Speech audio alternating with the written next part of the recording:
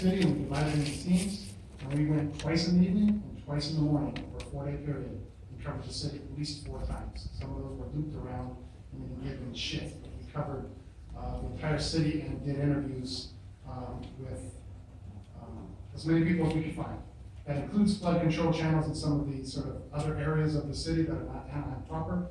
Because they're connected to the city, we went into those places as well and talked to as many people as we possibly could.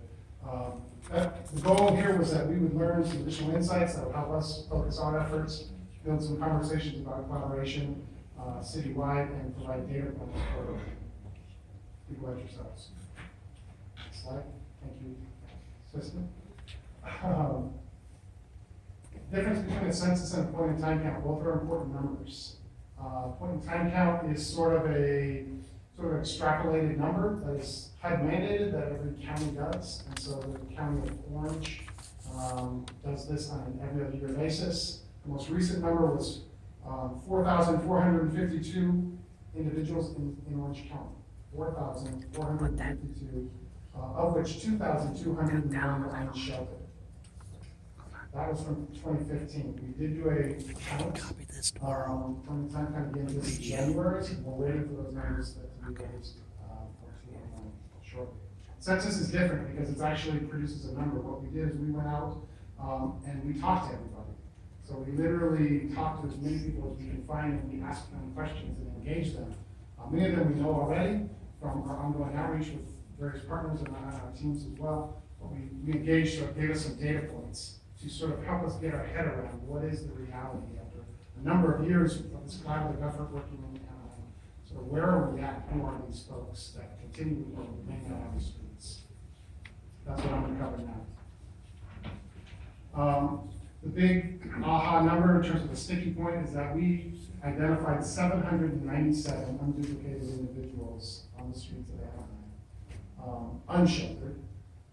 109 in the various shelters for a total of 906 individuals homeless or in an emergency shelter in the city of Anaheim.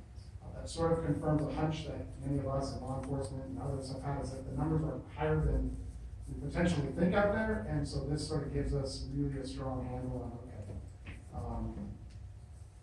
This map breaks it down by district, which is an interesting reflection. So it sort of will point to the difference that there's actually a spread out across the city, from 41 to 176, 73, 240, 114.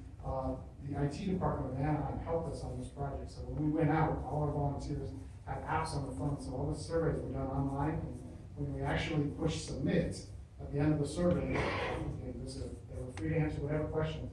It not only popped up on this map real time, but actually began to sort of plot where people are around the city, so we don't have to give descriptions. We can actually, technologically wise, we can drill down on any one of those dots, and for that time, we can find out the information of the person connected with that dot. So that is where all the interviews did take place as our teams went out over the number of days. Some of the key findings, all these slides and all these graphs that are in the report that will be published on Anaheim.net, you're welcome to have access to that. Anybody watching online can get that. All these categories will be broken out in 2 ways: unsheltered homeless and the sheltered homeless for the total. In an unsheltered homeless context, 70% of the people that we interviewed and identified were men. In contrast, in the shelters, 80% were women. Unsheltered homeless, 3% have children staying with them, living unsheltered. And in the shelter, there's 34% have children staying with them. 34% have income unsheltered. 78 have no income, or have income when they're sheltered. Unsheltered, 10% of the homeless have been homeless for more than 10 years. I'll go into more details here shortly. 0% of the homeless in the shelters have been homeless for more than 10 years. Nice. I'm going to kind of go through these slides, and there's a lot of detail to this, but I'm just going to sort of make a few comments about each one of these that sort of stick out to us as we look at this data. First one is an analysis based on demographics and age. Looking at the unsheltered population, what we notice is that 14% are under the age of 30. So it is not quite complete. The younger population is not as robust as more of the older population. It is spread out, but you'll notice that the largest population is men in their 50s. We'll get to that in a second, but it is the 50s. if you were to sort of go across all these numbers and what a stereotypical homeless individual based on data, you're looking at a single white male in their 50s with a substance abuse problem. That is sort of a typical situation based on this data, which I'll explain here in a minute as we go forward. Next slide. Demographics. Just paying attention. Note here that the homeless population and the unsheltered population is 58% Caucasian, white. The Anaheim population, that doesn't reflect the Anaheim population in the sense that the Anaheim population, of the numbers that we found, 28% are white. So we have a larger population of white males, in particular, unsheltered. Next slide.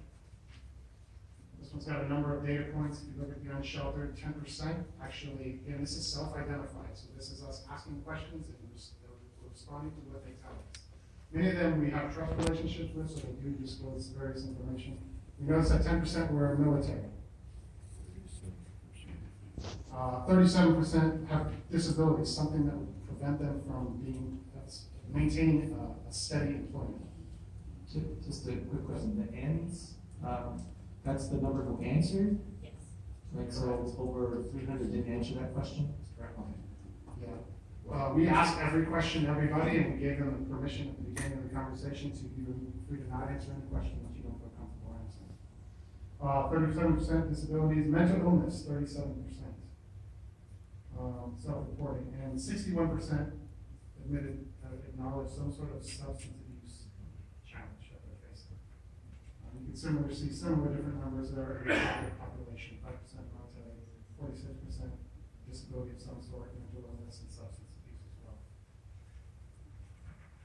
Domestic violence, this one was interesting here because we noticed that 25% of the unsheltered population acknowledged or said that they're experiencing some sort of victimization related to either domestic violence or human trafficking. Most of the domestic violence, 25%. If you look at the sheltered population, you'll see that 51% actually acknowledged domestic violence only. And partially the reason that number is high is because there are more women in shelters, and there are a number of shelters in Anaheim specifically to help domestic violence victims. So that sort of skews that number because we did do surveys of those living in current shelters. Duration of homelessness, really important question. You look on the left side there, you'll notice that the right side of the graph there, less than a year or 1 to 2 years is about half the population. So it is a relatively a younger, most of the people homeless, 50% of the people, half have been homeless for 2 years or less. The other half have been 2 years or more. So it's split out right down the middle if you sort of look at those numbers. So, if you look at the shelter number, you'll notice that almost 70% of those have been homeless for less than 2 years, which speaks to the point, which we'll get to in a second, that the reality is that when we get people housed right away, the success is better if we can get them housed right away. So the quicker we can get people who are experiencing homelessness in some sort of emergency and/or better, the longer they're out there, the harder it is. Again, self-disclosing, we had one of the questions was asking about registered sex offenders. And there was 91 individuals that identified themselves as a registered sex offender living out on the streets. That's a difficult number because there's only one place in the county where you can go, and that's not a barrier. So part of the challenge is 91 individuals in Anaheim are identified as registered sex offenders. Now this is none in shelters. So if we sort of look at this and sort of look at the summary recommendations, 3 things jump out at us. Obviously, the faster we can provide opportunities for street exit, they're going to fare much better. Individuals can access resources when they're in an environment that helps to stabilize them. Obviously, housing is the goal. More housing of all types is needed. There's really two thrusts here, more houses. It is without a doubt true that efficiency in our current system is part of the solution, helping people to not just get into the new Kramer site when it opens, but the Kramer site to the next step. That's not just a place to go and then welcome home. It's actually the first step of the triage and move them continually through the process, ultimately to housing. So we do need, you know, and you've been hearing about that today. The reality is the housing opportunities are low, and so that is continues to be a bottleneck. And what is working is working. So the recommendation would be is that you continue to invest in what's working. So the affordable housing programs, Anaheim Housing Authority, public safety as it relates to law enforcement, street outreach and collaboration through the Anaheim Homeless Collaborative. Those things are producing the results that, you know, it's not all bad news. In fact, celebrations and signs of hope, the reality is there is more work to be done. Those numbers are high, but much has been done. Anaheim countywide continues to be a leader in this space, and they really have, to the credit of the council, new and previous, to really grab the bull by the horns and acknowledge this and do work with the compromise of constraints that you have to address this. We've had over 700 street exits since January 2014, verifiable by me. Innovative and effective police department programs near law enforcement has been recognized in the state of California and going up to Monterey to speak at a conference here as an innovative police program within the state of California that agencies that are getting acknowledged for their ongoing fine-tuning and continued implementation of best practices. Multiple affordable housing units on Anaheim.net homeless. I would encourage anybody who hasn't been there. There has been a revamp of the page. If you want to know all the things that are working, all the things that are happening, here's a printout of it. It's 4 pages long. Everything from 12 affordable housing communities under the Housing Authority to the Kramer site. This sort of gives you a comprehensive way of learning about all the different things that are going on that are working. Obviously, the Kramer site is coming online very soon. That is going to be 100 beds initially, 200 beds ultimately. And there's the website if you're interested in going to that. And my last slide is people are welcome to join us at the Anaheim Homeless Collaborative. There's a monthly meeting where we discuss and we compare notes, and the right hand shares with the left hand what we're doing, and it's a strategy conversation. It's the second Wednesday of every month, 12 o'clock. Everyone's welcome to join. Secondly is through the Anaheim Community Foundation, there is an opportunity for people to give financial resources. This is a cause that responds to resources. And everything from employees of the city of Anaheim make contributions to that out of their paychecks, to local businesses, and on 100% of that fund goes to whatever it takes. Sometimes what's needed is $1,000 first month's movement. That's what it takes for that person. In other cases, it's a relocation for $186 to buy a Greyhound ticket to a family or a camp somewhere else that's willing to welcome them back.